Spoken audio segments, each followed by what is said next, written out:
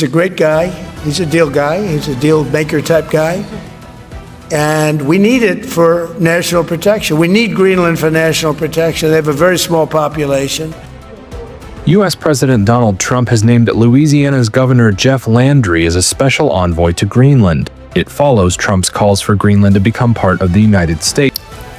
Denmark says it will summon the U.S. ambassador over the appointment of a special envoy to Greenland and has warned Washington to respect its sovereignty. For a moment, the world thought Canada would stay silent. When Donald Trump revived his long-standing obsession with Greenland, most analysts predicted the familiar pattern. Quiet diplomacy, careful language, no direct confrontation with Washington. After all, this was the United States talking about territorial acquisition, and history suggested smaller allies usually looked away. But that's not what happened. Instead of silence, something far more dangerous for American credibility unfolded. Canada didn't protest loudly. It didn't issue threats. It didn't escalate. It did something smarter. It positioned itself. And in doing so, it exposed why Trump's Greenland strategy collapsed almost the moment it was announced. The trigger came in December 2025, when Washington crossed a line most people didn't expect it to cross so openly. Trump didn't just talk about Greenland. He formalized the idea. He appointed Louisiana Governor Jeff Landry as a special envoy with a mandate that wasn't diplomatic, cooperative, or exploratory. Thank you, sir. You've named Governor Landry to be new special envoy to Greenland. Yeah. How do you? What do you see that role entailing? And is it still your intention that Well, Greenland he called become me, part of and the U.S.? he viewed Louisiana, the Louisiana Purchase. He said, "I'm governor of Louisiana," and he said, "I would love." I didn't call him; he called me. He's very proactive. He's a great guy. He's a deal guy. He's a deal maker type guy. And we need it for national protection. We need Greenland for national protection. The language was blunt. Make Greenland part of the United States. Not partnership, not alignment, acquisition. In modern geopolitics, words matter. And those words carried the weight of 19th century imperial thinking. Greenland isn't an abstract map location. It is a self-governing territory of Denmark, home to 56,000 people sitting at the center of Arctic geography. Control of Greenland means influence over emerging Arctic shipping lanes, access to vast rare earth mineral deposits, and strategic positioning between North America and Europe as climate change opens the North faster than anyone predicted. Trump's move didn't just alarm Copenhagen. It sent shockwaves through NATO, the Arctic Council, and every country that relies on sovereignty rules to protect itself from stronger powers. This is where Canada entered the story in a way few anticipated. On December 24th, Canada's Foreign Affairs Minister, Anita, didn't call a press conference first. She didn't tweet. She picked up the phone and spoke directly with Denmark's foreign minister. The message she delivered was short, deliberate, and devastating to Washington's position. Canada supports the fundamental importance of respect for sovereignty and territorial integrity. That wasn't diplomatic fluff. That was a line in the sand. In international politics, fundamental importance signals first principles.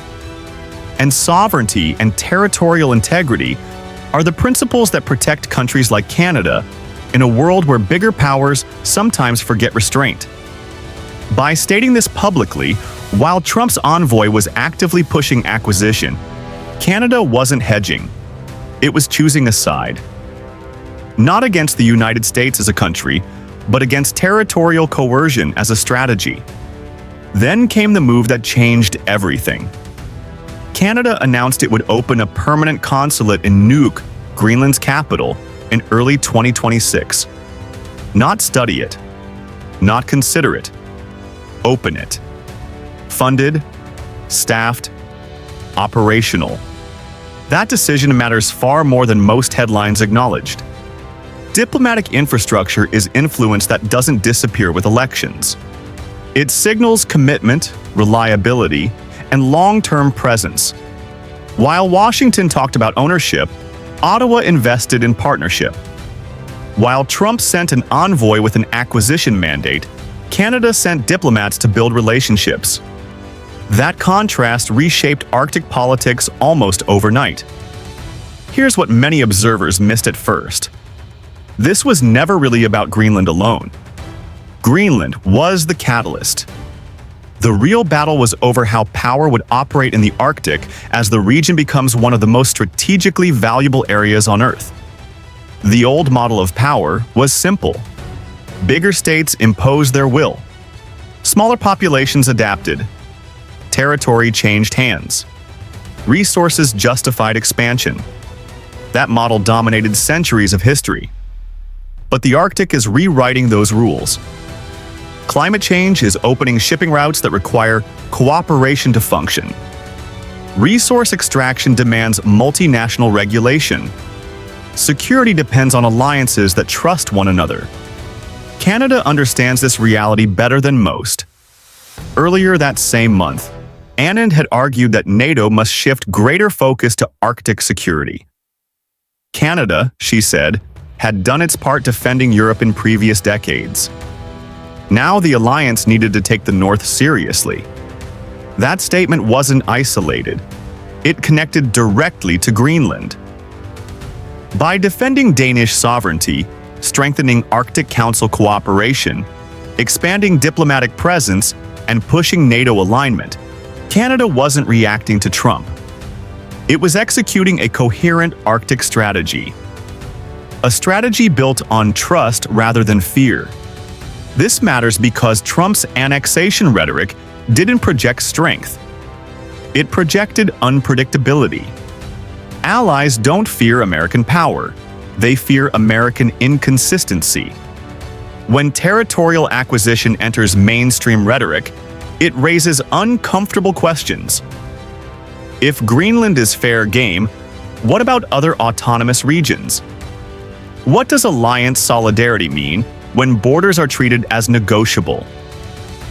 Canada's response offered an alternative that many countries quietly welcomed. Clear principles. Public commitment to sovereignty.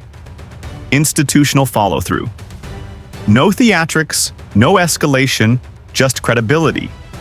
The Arctic Council, in particular, became central to this moment. Its entire foundation rests on the idea that Arctic nations solve disputes through dialogue, not domination. Trump's Greenland language threatened that foundation. Canada's stance reinforced it. And that positioned Ottawa as the stabilizing actor in a region where stability is rapidly becoming priceless.